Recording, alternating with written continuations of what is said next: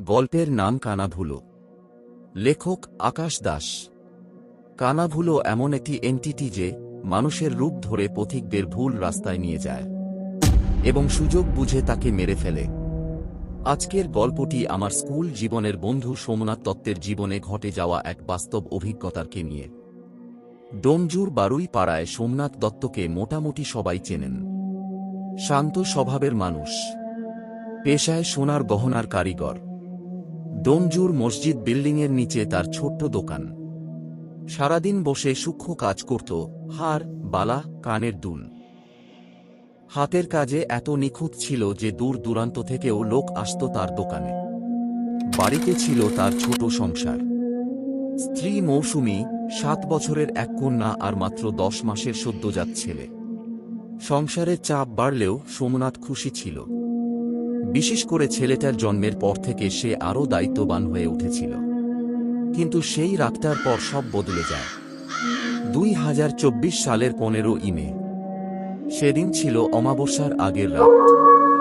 আকাশে চাঁদ নেই। সন্ধ্যা থেকেই বৃষ্টি হচ্ছিল টিপ টিপ করে। দোকানে কাজের চাপ থাকায় সোমনাথ বেরোতে দেরি হয়ে যায়। রাত তখন প্রায় 11:30। মসজিদ বিল্ডিং থেকে বেরিয়ে সে দক্ষিণ ঝাঁপড়দহ বাজারের রাস্তা ধরে হাঁটতে শুরু করে। বাজার তখন প্রায় ফাঁকা। শুধু দু একটা চায়ের দোকানে আলো জ্বলছে। দূরে কুকুর ডাকছে। সোমনাথ ভাবছিল, আজ একটু তাড়াতাড়ি ফিরতে পারলে ভালো হতো। সে ভাবছিল হয়তো ছেলে রাতে বারবার কাঁদছে। মৌসুমী একা সামলাতে ও হয়তো হিমশিম খাচ্ছে। বাজার পেরিয়ে সে মাকালি ব্যায়াম সমিতির পাশের শ্মশানের রাস্তা ধরল। লোকেরা রাতে ওই রাস্তা এড়িয়ে চলে, কারণ রাস্তার এক পাশে পুরনো শ্মশান, অন্য পাশে বিশাল বাঁশঝাড় আর ছিল সরস্বতী খাল, বা বর্তমানে বলা যায় কালো জলভরা ডোবা। কিন্তু ওই রাস্তা দিয়ে গেলে সময় কম লাগে। সোমনাথ এসব ভূতের গল্পে বিশ্বাস করত না। হাঁটতে হাঁটতে হঠাৎ সে শুনল যে যেন ডাকছে, বাবা। সে থেমে গেল। গলাটা যেন ঠিক তার মেয়ের। আবার শোনা গেল, বাবা, এই দিকে আসো। শব্দটা এলো বাঁশঝাড়ের ভেতর থেকে। সোমনাথের বুক ধড়ফড় করতে লাগল। এত রাতে মেয়ের গলা এখানে আসবে কিভাবে? সে মোবাইল বের করে টর্চ জ্বালালো। চারদিকে কেউ নেই, শুধু বাঁশ পাতা নড়ছে। তারপর আবার, আমার কাছে আসো। এবার গলাটা স্পষ্ট তার মেয়ের মতো। সোমনাথ আর থাকতে পারল না। সে বাঁশঝাড়ের ভেতর ঢুকে পড়ল। ভেতরে ঢুকতেই কেমন যেন ঠান্ডা হয়ে গেল চারপাশ। বাবা, ও বাবা। সে থেমে গেল। গলাটা যেন ঠিক তার মেয়ের। আবার শোনা গেল, এত দেরি করলে কেন বাবা? এদিকে আসো না আমার কাছে বাবা। সোমনাথ চিৎকার করে পিছিয়ে এলো। কিন্তু তখন চারপাশ থেকে আরো অনেক গলা ভেসে আসছে। কখনো তার স্ত্রীর গলা, কখনো সদ্যোজাত ছেলের কান্না, কখনো মৃত দিদার ডাক।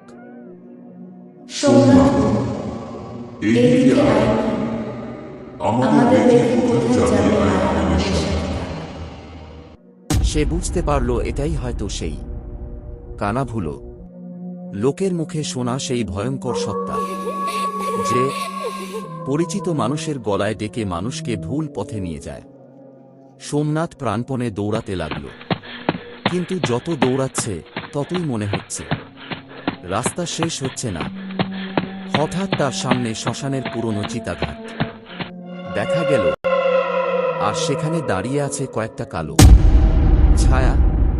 তারা সবাই একসাথে সোমনাথের দিকে তাকিয়ে আছে। তারপর একসাথে বলল,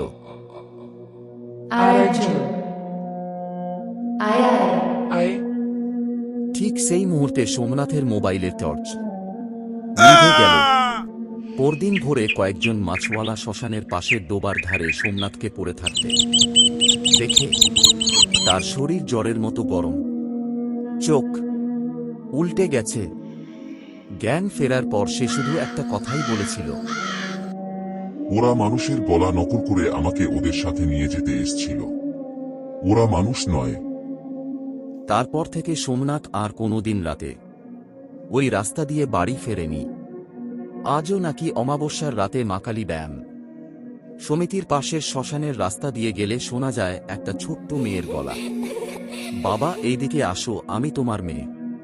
আসলে ওটা কানা ভুলো। বন্ধুরা, আমার এই গল্পগুলো তোমাদের কেমন লাগছে কমেন্টস করে জানিও।